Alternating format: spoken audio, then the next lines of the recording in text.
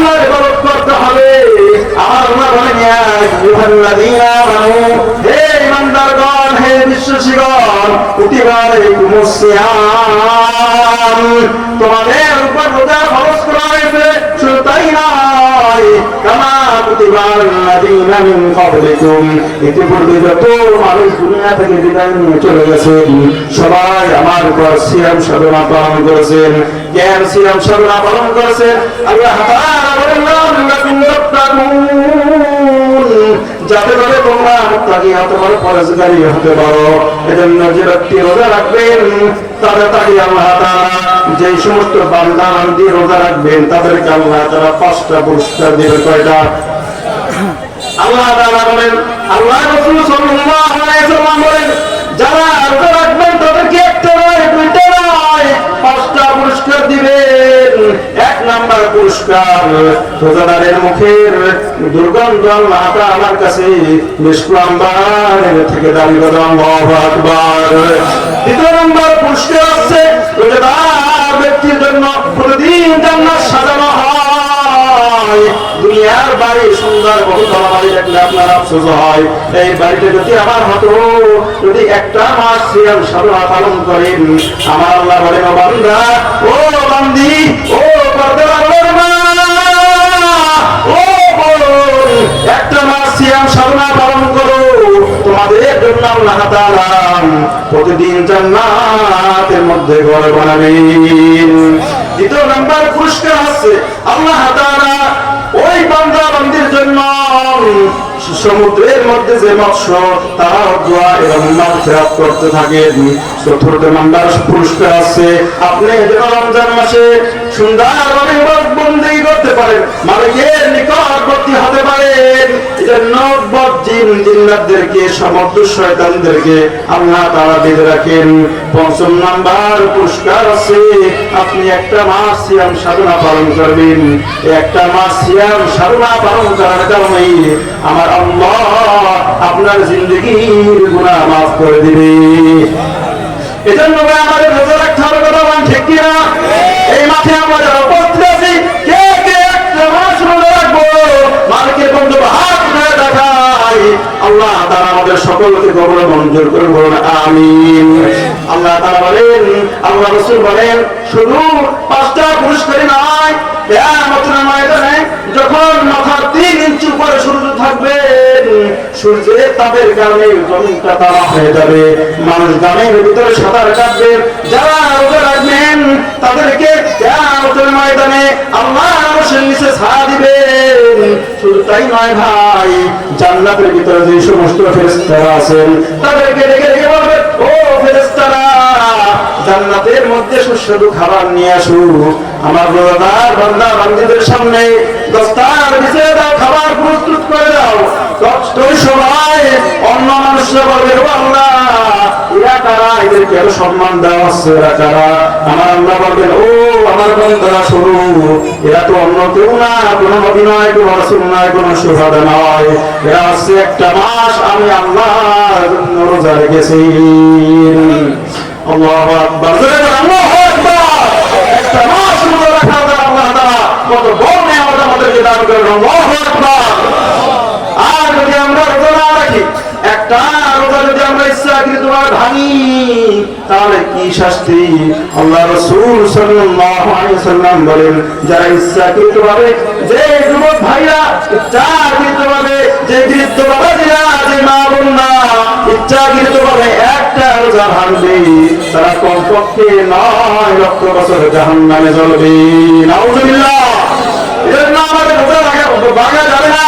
শুধু তাই নয়, যারা রোজা রেখে আবার ভাঙবে, অনেকে রোজা রাখা ভাঙে, পর্দা রেখে আছে না নাই? আপনাদের এলাকায় মনে আছে? অনেকে রোজা রেখা 2 ঘন্টার জন্য রাখে, আবার পরিহাস করে, উপহাস করে, তারা বলে আবার ভেঙে ফেলে বন্ধু বান্ধবের সাথে আড্ডা দেয়, আছে না নাই? মানে যুবক ভাইরা অর্ধেক রোজা রাখে, আবার অর্ধেক রোজা হয়ে গেছে। নাউযুবিল্লাহ। রোজা কি অর্ধেক আছে ভাই? রোজা অর্ধেক নাই, রোজা পুরো সন্ধ্যা পর্যন্ত রাখতে হবে। সুবে সাহাদের থেকে শুরু করে সন্ধ্যা পর্যন্ত রাখতে হবে, মাগরিবের আগ পর্যন্ত রোজা রাখতে হবে। আল্লাহ রাসূল সাল্লাল্লাহু আলাইহি ওয়াসাল্লাম একটি হাদিস শোনায় দেয়, আল্লাহ রাসূল সাল্লাল্লাহু সাল্লাল্লাহু আলাইহি ওয়াসাল্লাম বলেন, যারা রোজা রাখে আবার ভাঙলে তাদের কি পরিণত হবে, তাদের কি করুণ অবস্থা হবে জাহান্নামের ভিতরে। আল্লাহ রাসূল সাল্লাল্লাহু আলাইহি ওয়াসাল্লাম একবার তিনি ঘুমন্ত অবস্থায় আল্লাহ রাসূল বর্ণনা করতেছেন যে দুজন ব্যক্তি আমাকে এসে জাগাইছেন এবং আমাকেও ধইরান একটি উঁচু পাহাড়ের নিকট নিয়ে গেছেন। উঁচু পাহাড়ের নিকট নিয়ে বলতেছেন, ইয়া রাসূলুল্লাহ, আপনি এবার ওঠেন, উপরে ওঠেন, উপরে ওঠেন। আল্লাহ রাসূল বললেন, এত উঁচু পাহাড় আমি উঠতে পারবো না। ফেরেশতা দুজন বললেন, আমরা আপনাকে সহযোগিতা করবো, সাহায্য করবো। আল্লাহ রাসূল ওই পাহাড়ের অর্ধেক পর্যন্ত যখন উঠলেন তখন বিশাল বিকট আওয়াজ শুনতেছেন। আল্লাহ রাসূল ফেরেশতা দুজনকে ডাক দিয়ে বলল, ফেরেশতারা, কিসের আওয়াজ, এত বিকট আওয়াজ, কিসের আওয়াজ? ফেরেশতারা বললেন, এটা অন্য কিছুর আওয়াজ নয়, এটা হচ্ছে জাহান্নামীদের আওয়াজ। আল্লাহ রাসূল সাল্লাল্লাহু আলাইহি ওয়াসাল্লাম সামনে আবার যখন অগ্রসর হলেন, সামনে অগ্রসর হওয়ার পর দেখেন অনেক মানুষদের পা উপরে বাঁধা আর মাথাটা নিচে আর দুই সাইড দিয়ে কেসে দিয়ে কাঁপতেছে, রক্ত প্রবাহিত হতেছে। এই অবস্থা দেখা ফেরেশতাদেরকে জিজ্ঞাসা করে, ও ফেরেশতারা, এই দুরবস্থা মানুষের কেন, এত কষ্ট কেন দেওয়া হচ্ছে, কারণ কি? আল্লাহ রাসূলকে বললেন, ইয়া রাসূলুল্লাহ, ইয়া হাবিবাল্লাহ, এরা হচ্ছে ওই বান্দা বান্দি যারা রোজা রাখা, অর্ধেক রোজা রাখা তারপরে রোজার ইফতারি হওয়ার আগে তারা রোজা ভেঙে ফেলতো, তাদের এই করুণ অবস্থা। এজন্য ভাই, আমাদের রোজা রাখলে রোজা ভাঙা যাবে না, রোজা রাখলে রোজা ভাঙা যাবে না। যদি কেউ অসুস্থ হয় মাত্র সেটা ভিন্ন বিষয়, কিন্তু রোজা রেখা ইচ্ছাকৃতভাবে রোজা ভাঙা যাবে না। আল্লাহ রাসূলের হাদিস, যদি কেউ রোজা ভাঙে, একটা রোজা ইচ্ছাকৃতভাবে ভাঙলে তার 9 লক্ষ বছর জাহান্নামে জ্বলতে হবে। আল্লাহ রাসূলের হাদিসের উপর আমল করতে হবে। এখন বর্তমান সমাজে আল্লাহ রাসূলের হাদিসের মানদণ্ডের কথা কিছু কিছু নাস্তিকের মতো বেঈমান আছে, যারা বিশ্বনবীকে নিয়ে কটূক্তি করে আছে না নাই? কিছুদিন আগে আমরা দেখেছি রাখার মতন বদমাশ কুলাঙ্গার আমার রাসূলকে নিয়ে কটূক্তি করছে, কথা বলেন ঠিক কিনা? আমি এই কুলাঙ্গারকে নিয়ে একটি সঙ্গীত লিখেছি, শুনবে আপনারা? রাজি আছেন তো? কেন বিশ্বনবী আমার জীবনের চাইতে আমার পরিচয় থেকে দামি, কথা বলেন ঠিক কিনা? শুধু আমাদের না, গোটা পৃথিবীতে যত মুসলমান যারা মুসলমান দাবি করে সকলের কাছে বিশ্বনবী পরিচয় থেকে দামি, কথা বলেন ঠিক কিনা? জীবনের চেয়ে দামি হলো মোদের প্রিয় নবী, উম্মাত দাবি করে কেন রাজে পথে নাই তুমি? জীবনের চেয়ে দামি হলো মোদের প্রিয় নবী, উম্মাত দাবি করে কেন রাজে পথে নাই তুমি? নাস্তিকে মুরতাদরা যদি করে অপমান, ছাড় দেব না তখন মোরা বিন্দু পরিমাণ, কারণ বিশ্বনবী মোদের হলো জানেরই জান, ঠিক না? বিশ্বনবী মোদের হলো জানেরই জান। জীবনের চেয়ে দামি হলো মোদের প্রিয় নবী, উম্মত দাবি করে কেন রাজে পথে নাই তুমি? নাস্তিকে মুরতাদরা যদি করে অপমান, ছাড় দেব না তখন মোরা বিন্দু পরিমাণ, কারণ বিশ্বনবী মোদের হলো জানেরই জান। বিশ্বনবী মোদের হলো জানেরই জান। নবীর আশিক দাবি করে সুন্নি মুসলমান, অপমানের প্রতিবাদে নাই কোনো অবদান, কথা ঠিক না? নবীর আশিক দাবি কওমি মাদ্রাসা ও এতিমখানার উদ্যোগে ৫৫তম বার্ষিক ওয়াজ মাহফিলের শ্রদ্ধাভাজন সভাপতি, প্রধান অতিথি, বিশেষ অতিথিবৃন্দ, মুআজ্জাজ মুকাররম হযরত ওলামায়ে কিরাম, দূর দূরান্ত থেকে আগত ইসলাম প্রিয়, দিন প্রিয়, মুমিন মুত্তাকিন মুসলমান ভাইরা, পর্দার অন্তরের অবস্থানতা শ্রদ্ধা সম্মানিত মা ও বোনেরা, সর্বপ্রথম এই মহান স্রষ্টার দরবারে অসংখ্য বিনীত শুকরিয়া আদায় করছি যে রব্বে কারীম ভালোবেসে মহব্বত করে যাচাই করে বাছাই করে 10 মায়ের 10 সন্তানকে জান্নাতের বাগান তথা গুনা মাফের মজলিসে আশা এবং বসার তৌফিক দান করেছেন। এজন্য আমরা সকলে একবার জোরে সোরে শুকরিয়া আদায় করি, আলহামদুলিল্লাহ। মুখতাসার সংক্ষিপ্ত আলোচনা করব। আল্লাহ পাক রব্বুল আলামিন আমার জবান থেকে এমন কিছু কথা বের করে দেন যে কথার দ্বারা আমরা সকলে উভয় জাহানে সফলতা অর্জন করতে পারি, সকলে বলেন আমিন। আল্লাহ পাক রব্বুল আলামিন সূরাতুল ফাতিরের ৫ নম্বর আয়াতে বলেন, ইয়া আইয়ুহান নাস, ইয়া আইয়ুহান নাস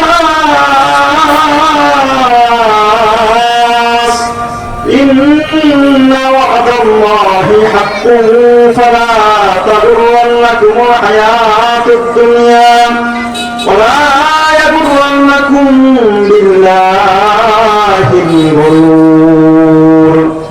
আল্লাহ তাআলা বলেন, ইয়া আইয়ুহান নাস,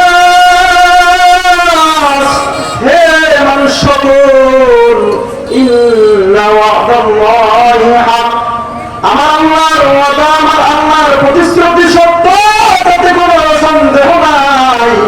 আমার আল্লাহর ওয়াদা, আমার আল্লাহর ওয়াদা, আমার আল্লাহর কথা, আমার আল্লাহর প্রতিশ্রুতি সত্য, তাতে কোনো ভুল নাই, সন্দেহ নাই। এজন্য ফালা তাগুররান্নাকুমুল হায়াতুদ দুনিয়া, তোমাদেরকে যেন পার্থিব জীবন, এই দুনিয়ায় যেন তোমাদেরকে ধোঁকায় না ফেলতে পারে।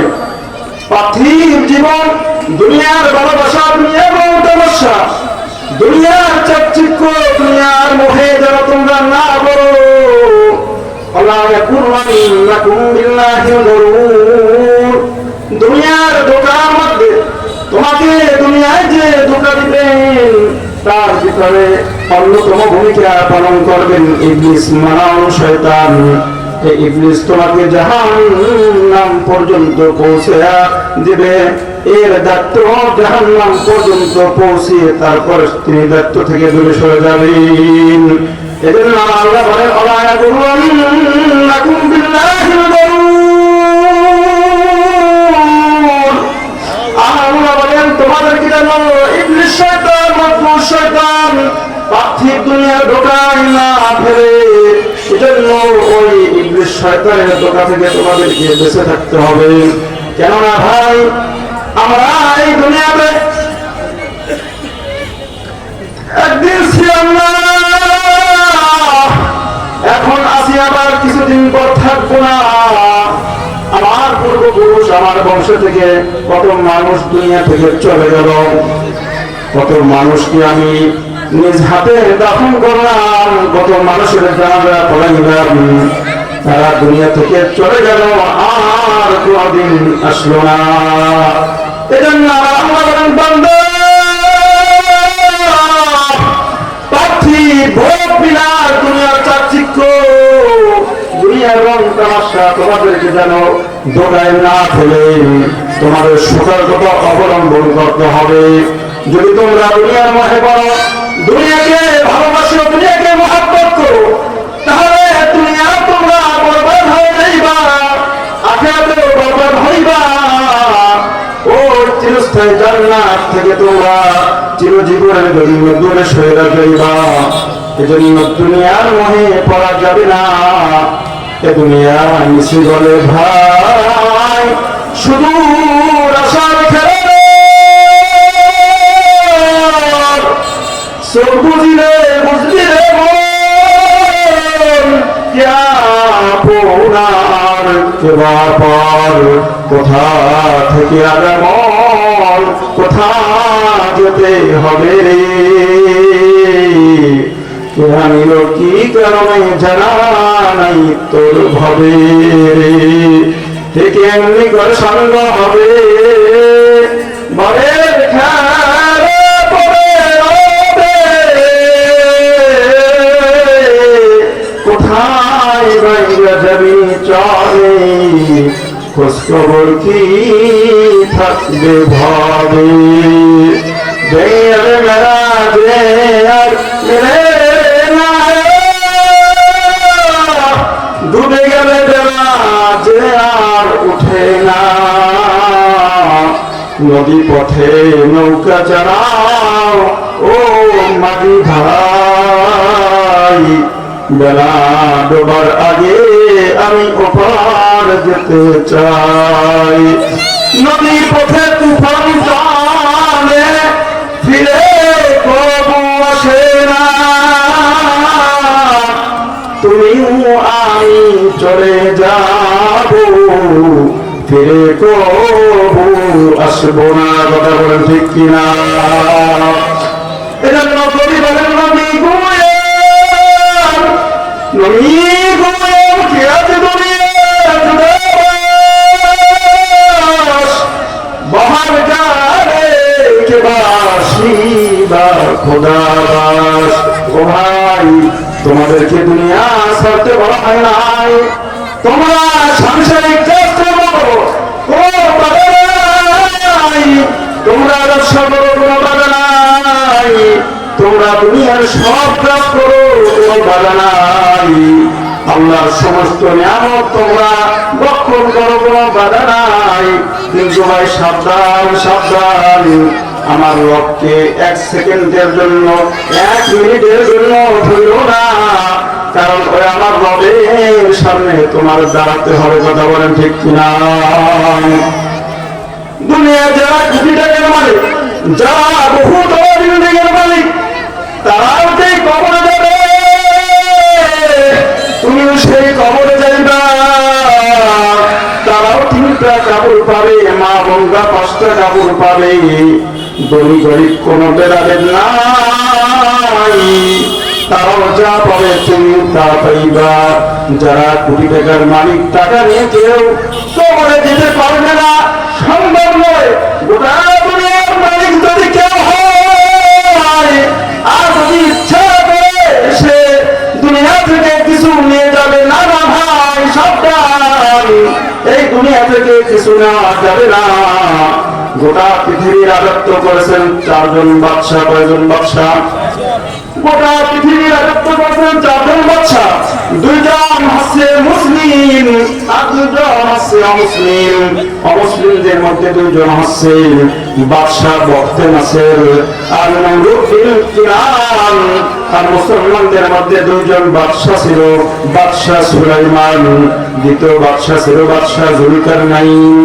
বাদশা জুলকারনাইন তার খাদেমকে বলেন, ও খাদেম, আমি ইন্তেকাল করার পর, আমার গোসল করার পর, আমার জানাজা সমাপ্ত করার পর, যখন কবরস্থানে আমার লাশ নিয়ে যাওয়া হবে, কাপড়ের কাপড় থেকে আমার হাত 2টা বের করে পিছনে ফিরে রেখে দিবা।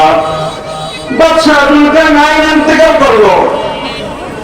বাদশা জুলকারনাইন খাদেম, তিনি বললেন, আমার শেখ, আমার উস্তাদ বলছেন, যখন তাকে কবরস্থানে নেওয়া হবে তখন তার হাত 2 যেন পিছনে রাখা হয়। যখন এটা করা হলো, তৎকালীন সময়ের যারা লোক ছিল তারা বলাবলি করতেছে, বাদশা জুলকারনাইন সারা জীবন আমাদের থেকে ট্যাক্স নিয়েছেন, বাধা নিয়েছেন, এখন আমাদের কাছে ট্যাক্স চাই।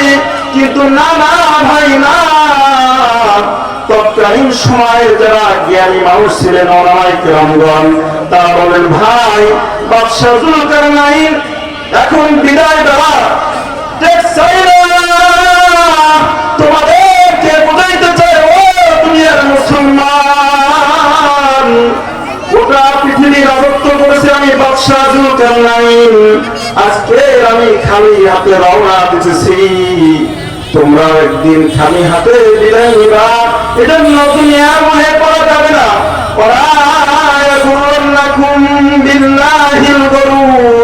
ও ভাই সাবধান, সাবধান, এই দুনিয়াটা গোটা পৃথিবীতে একটা মৃত বকরি নাই।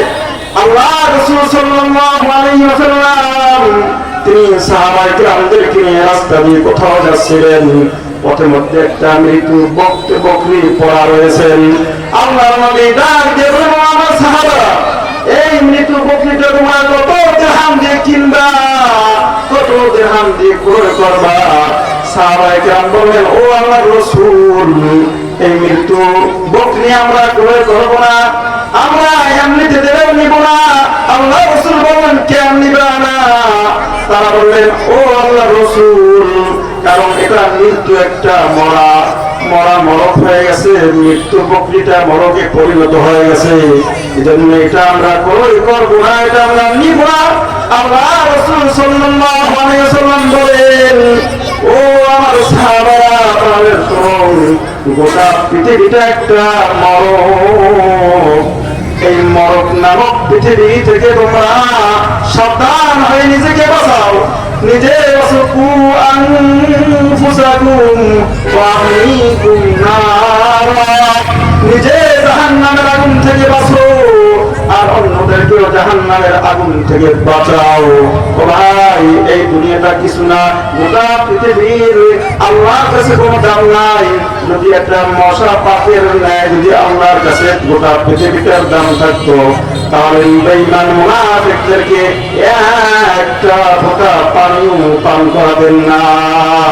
এজন্য আল্লামা শেখ ফরিদুদ্দীন রহমাতুল্লাহ লেখেন, জানে দুনিয়া চুয়ার সার আছে তার, জানে দুনিয়া চুয়ার সার আছে তার, দর্দ রোজে সারে দেগার কাছে তার, রব্বে বেশে সারে খান্দা মিকুনার, ফসালাত রাজ জখমে দন্দা মিকুনার, মিনু মায়ার খুব জিবা ধর্মজোর, লেকি আজ জহর শুগুয়াত যার কতর, অমলে দুনিয়া চন্দ্র রোজে দেশে নিস, গাফিরাত আকাশকে পেশান দেশে নিস, হিয়া দুনিয়া আকাল্লু মিনাল কলিলি, আশাকুহা আদাল্লু মিনাদ দলিলি। কবি বলেন, ও ভাই, এই গোটা পৃথিবীর কোনো দাম নাই, কোনো দাম নাই, একটা মশার পাকের সমান, পর সমান আল্লাহর আদালতে কোনো দাম নাই। যদি গোটা পৃথিবীর আল্লাহর কাছে দাম থাকতো, তাহলে কোনো বেঈমান নাস্তিক মুরতাদকে এক লোকমা খাবার খাওয়াতেন না। কথা বলেন ঠিক কিনা? এজন্য ভাই, দুনিয়া থাকে জানে না, দুনিয়া থেকে চিরবিদায়ী অন্ধকার কবরে যেতে হবে। ভাই, তাকে দেখেন যারা রাজত্ব করেছেন নমরুদ বিন কিনান, বক্তে আছে যারা জালেম বাদশা ছিল, ফেরাউন, সাদ্দাত, কারুনের দিকে তাকাও, আজকে তাদের নাম নিশানাও পৃথিবীতে নাই, তাদের নাম শুনলেও মানুষ লানত করে। কথা বলেন ঠিক কিনা? আর যদি মালিকের রশি গলায় লাগাও, মালিককে মহাব্বত করো, মালিকের সাথে সম্মান সম্পর্ক করো, মালিকের সাথে যদি তাল্লুক করো, তাহলে আমার মালিক তোমাকে অন্ধকার কবরে ভুলবে না।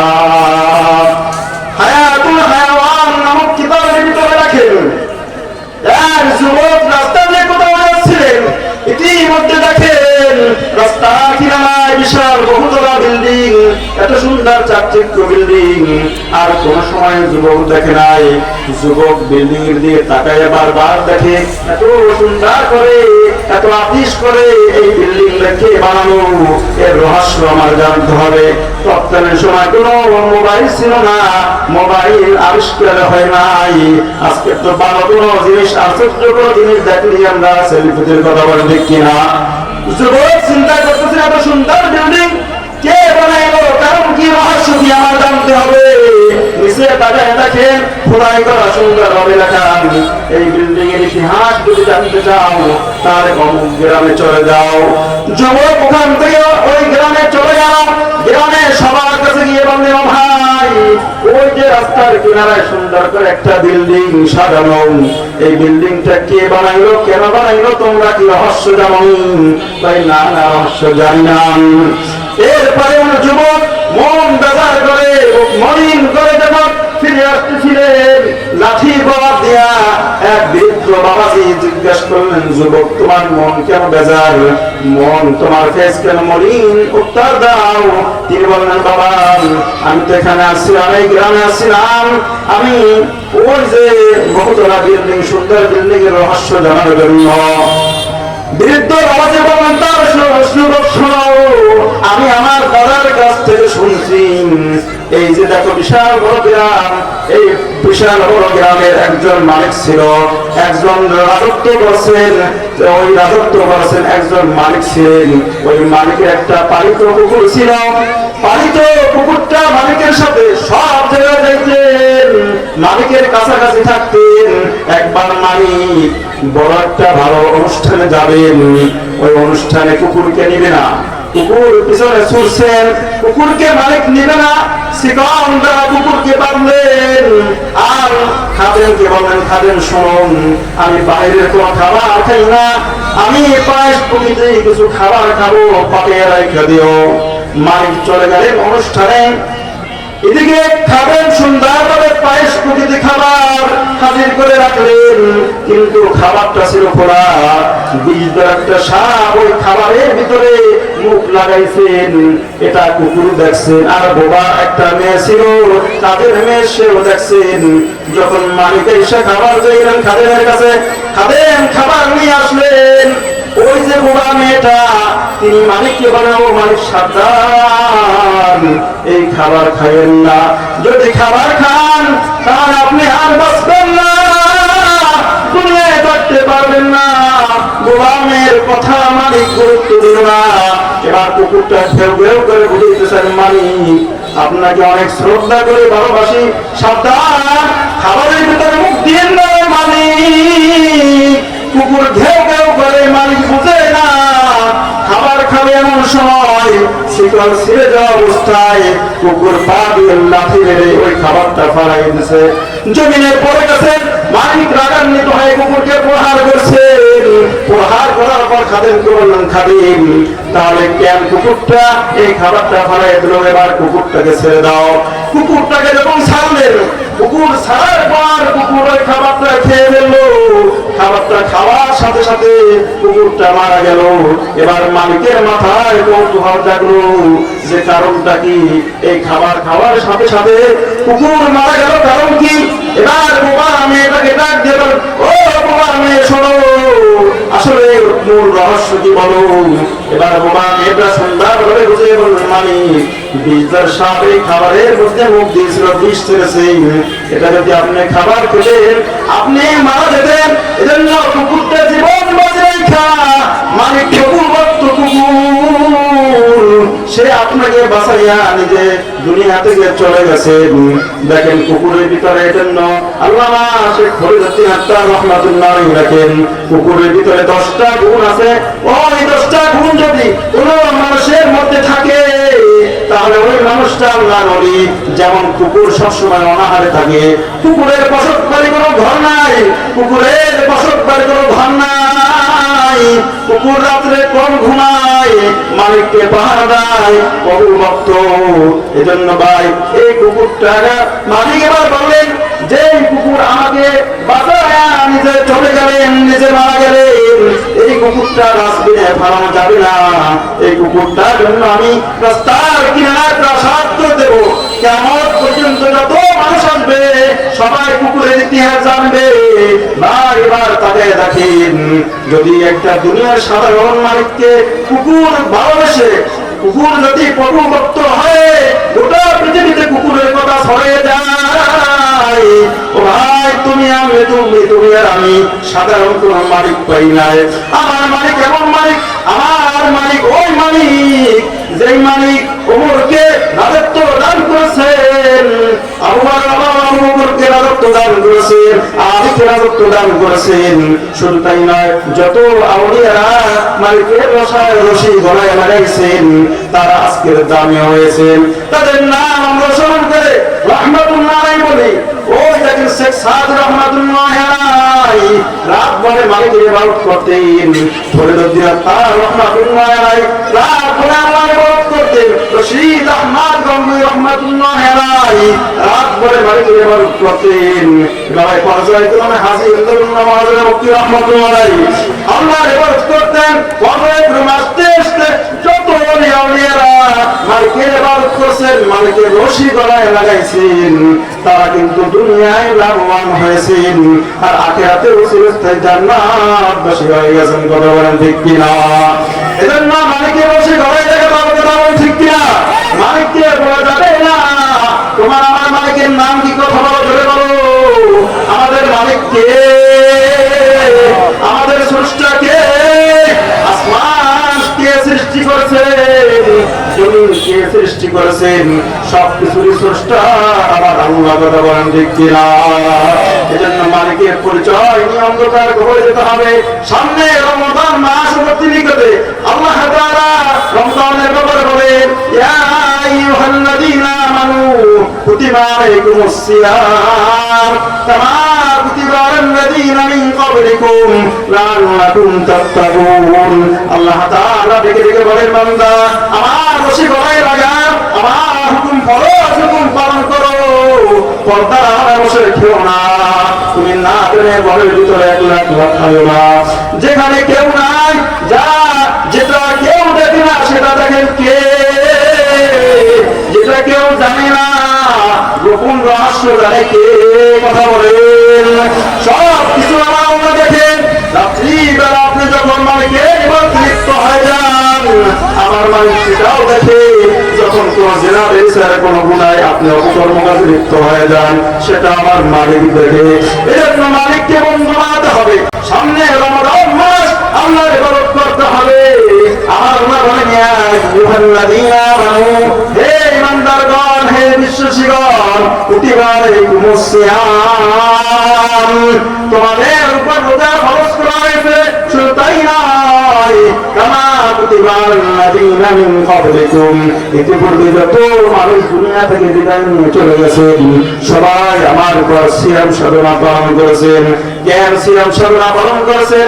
আল্লাহ তাআলা বলেন, লাকুম তাত্তাকুন, যাতে করে তোমরা মুত্তাকি হতে পারো, পরহেজগারি হতে পারো।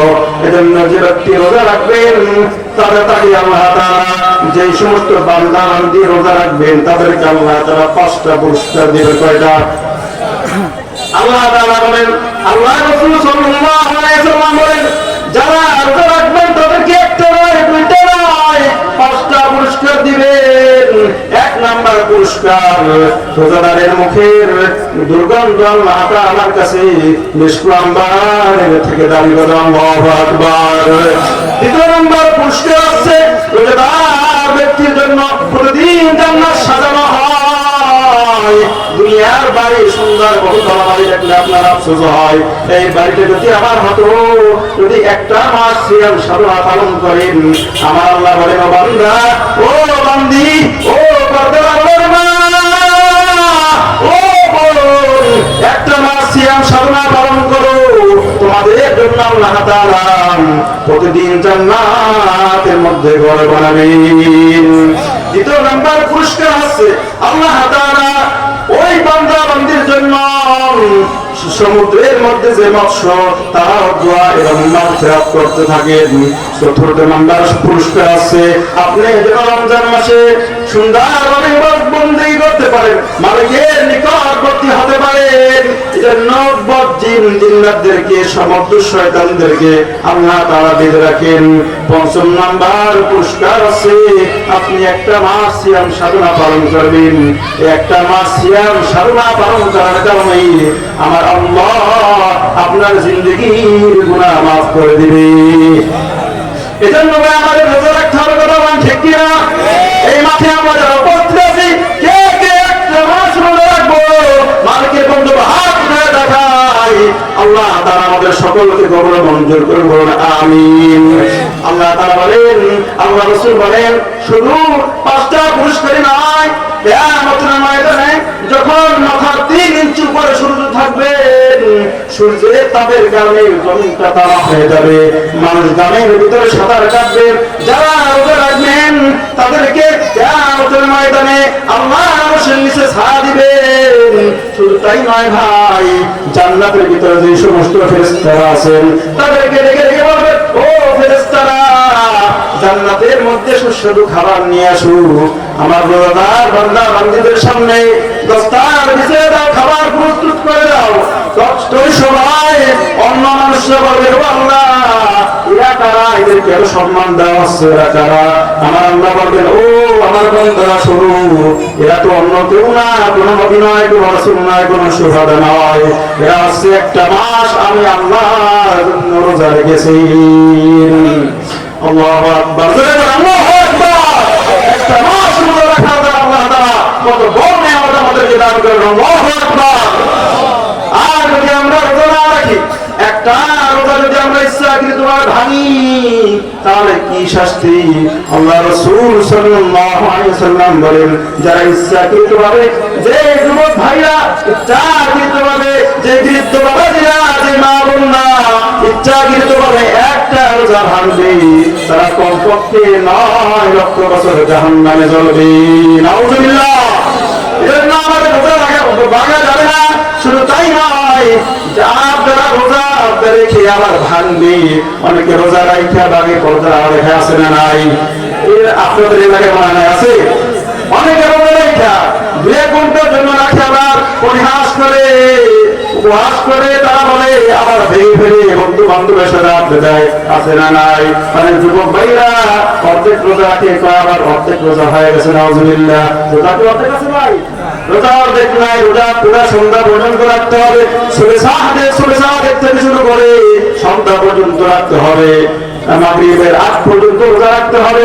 আল্লাহ রাসূল সাল্লাল্লাহু আলাইহি ওয়াসাল্লাম একটি হাদিস শোনায় দেয়, আল্লাহ রাসূল সাল্লাল্লাহু আলাইহি ওয়াসাল্লাম বলেন, যারা রোজা রাখে আবার ভাঙবে তাদের কি পরিণত হবে, তাদের কি করুণ অবস্থা হবে জাহান্নামের ভিতরে। আল্লাহ রাসূল সাল্লাল্লাহু আলাইহি ওয়াসাল্লাম একবার তিনি ঘুমন্ত অবস্থায় আল্লাহ রাসূল বর্ণনা করতেছেন যে 2 জন ব্যক্তি আমাকে এসে জাগাইছেন এবং আমাকেও ধইরান একটি উঁচু পাহাড়ের নিকট নিয়ে গেছেন। উঁচু পাহাড়ের নিকট নিয়ে বলতেছেন, ইয়া রাসূলুল্লাহ, আপনি এবার ওঠেন, উপরে ওঠেন, উপরে ওঠেন। আল্লাহ রাসূল বলেন, এত উঁচু পাহাড়ে আমি উঠতে পারবো না। ফেরেশতা 2 জন বললেন, আমরা আপনাকে সহযোগিতা করবো, সাহায্য করবো। আল্লাহ রাসূল ওই পাহাড়ের অর্ধেক পর্যন্ত যখন উঠলেন তখন বিশাল বিকট আওয়াজ শুনতেছেন। আল্লাহ রাসূল ফেরেশতা 2 জনকে ডাক দিয়ে বললেন, ফেরেশতারা কিসের আওয়াজ, এত বিকট আওয়াজ কিসের আওয়াজ? ফেরেশতারা বললেন, এটা অন্য কিছুর আওয়াজ নয়, এটা হচ্ছে জাহান্নামীদের আওয়াজ। আল্লাহ রাসূল সাল্লাল্লাহু আলাইহি ওয়াসাল্লাম সামনে আবার যখন অগ্রসর হলেন, সামনে অগ্রসর হওয়ার পর দেখেন অনেক মানুষদের পা উপরে বাঁধা আর মাথাটা নিচে আর 2 সাইড দিয়ে কেসে দিয়ে কাঁপতেছে, রক্ত প্রবাহিত হতেছে। এই অবস্থা দেখা ফেরেশতাদেরকে জিজ্ঞাসা করে, ও ফেরেশতারা, এই দুরবস্থা মানুষের কেন, এত কষ্ট কেন দেওয়া হচ্ছে, কারণ কি? আল্লাহ রাসূলকে বললেন, ইয়া রাসূলুল্লাহ, ইয়া হাবিবাল্লাহ, এরা হচ্ছে ওই বান্দা বান্দি যারা রোজা রাখা অর্ধেক রোজা রাখা তারপরে রোজার ইফতারি হওয়ার আগে তারা রোজা ভেঙে ফেলতো, তাদের এই করুণ অবস্থা। এজন্য ভাই আমাদের রোজা রাখলে রোজা ভাঙা যাবে না, রোজা রাখলে রোজা ভাঙা যাবে না। যদি কেউ অসুস্থ হয় মাত্র সেটা ভিন্ন বিষয়, কিন্তু রোজা রেখা ইচ্ছাকৃতভাবে রোজা ভাঙা যাবে না। আল্লাহ রাসূলের হাদিস, যদি কেউ রোজা ভাঙে, একটা রোজা ইচ্ছাকৃতভাবে ভাঙলে তার 9 লক্ষ বছর জাহান্নামে জ্বলতে হবে। আল্লাহ রাসূলের হাদিসের উপর আমল করতে হবে। এখন বর্তমান সমাজে আল্লাহ রাসূলের হাদিসের মানদণ্ডের কথা কিছু কিছু নাস্তিকের মতো বেঈমান আছে, যারা বিশ্বনবীকে নিয়ে কটূক্তি করে আছে না নাই? কিছুদিন আগে আমরা দেখেছি রাখার মতন বদমাশ কুলাঙ্গার আমার রাসূলকে নিয়ে কটূক্তি করছে, কথা ঠিক কিনা? আমি এই কুলাঙ্গারকে নিয়ে একটি সঙ্গীত লিখেছি, শুনবে আপনারা? রাজি আছেন তো? কেননা বিশ্বনবী আমার জীবনের চাইতে আমার পরিচয় থেকে দামি, কথা বলা ঠিক কিনা? শুধু আমাদের না, গোটা পৃথিবী যত মুসলমান যারা মুসলমান দাবি করে সকলের কাছে বিশ্বনবী পরিচয় থেকে দামি, কথা বলা ঠিক কিনা? জীবনের চেয়ে দামি হলো মোদের প্রিয় নবী, উম্মাত দাবি করে কেন রাজের পথে নাই তুমি? জীবনের চেয়ে দামি হলো মোদের প্রিয় নবী, উম্মাত দাবি করে কেন রাজের পথে নাই তুমি?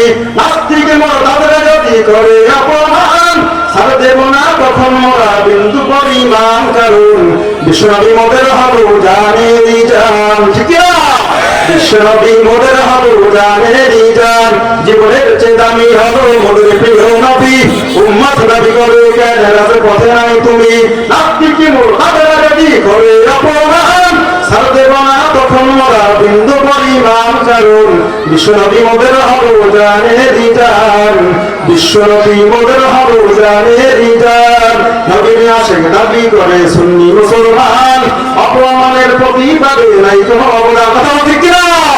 নবীর আশিক দাবি করে সুন্নি মুসলমান, অপমানের প্রতিবাদে নাই কোনো অবদান। ওরা হলো বিশ্ব সেরা নবীর দুশমন, প্রমাণ হলো মুশরিকদের পাঁচটা গোড়া, কথা ঠিক কিনা? জীবনের চেয়ে দামি হলো মোদের প্রিয় নবী, উম্মত দাবি করে কেন রাজের পথে নাই তুমি? নাস্তিকে মুরতাদরা যদি করে অপমান, ছাড় দেব না তখন মোরা বিন্দু পরিমাণ, কারণ বিশ্বনবী মোদের হলো জানেরই জান। বিশ্বনবী মোদের হলো জানেরই জান।